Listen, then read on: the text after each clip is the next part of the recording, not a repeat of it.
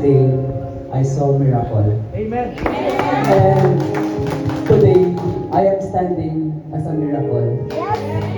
Sino ang sino ang maka-imagine niya? Honestly, this is the first time nakatindog ko for a month. For the whole December, higda lang ko. I was diagnosed nga nag-awas ang abdo, may complication sa liver, may mga nakita, mga bukol sa sulod. And below the December, hindi lang ko sa akong ubra, wala ko duty, higda lang ko higda. And si Sir John message me last day na ma-offer daw prayer from brothers and sisters. And wala ko nag-hesitate. Nahamba ko, sige.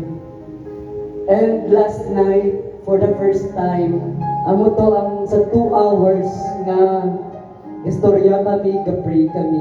That is the longest 2 hours nga nakapungko ko. Nga wala ko nag-Sunday.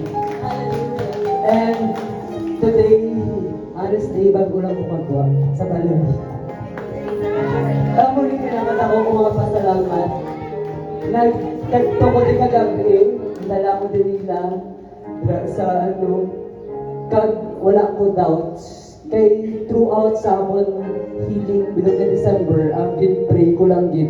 Ang balo ko, Lord Jesus, ginahatag ko na ang tanan sa imo. Tanan ko masalig, tanan ko ma-doubts, ginahatag ko sa imo. Kay honestly, bilog na December, wala ko bulong. Wala ko bulong ang ambal sa ako ni Doc Ledesma, survival, ikaw ang makabulig sa imo kang galingon. So I asked for God's guidance, tagiya hindi. Ang ambal ko lang gid every night, nga God, nga i-heal ko, kay mag-give back ko sa imo. But honestly, wala akong kabalupan na mag-give back. And this is actually the calling siguro yun. This is the calling. Na ang natagong gabi, I am here now because na-realize ko pag-untaw ko, wala akong may ginabansyagan siguro. Totoo. Thank you, Lord.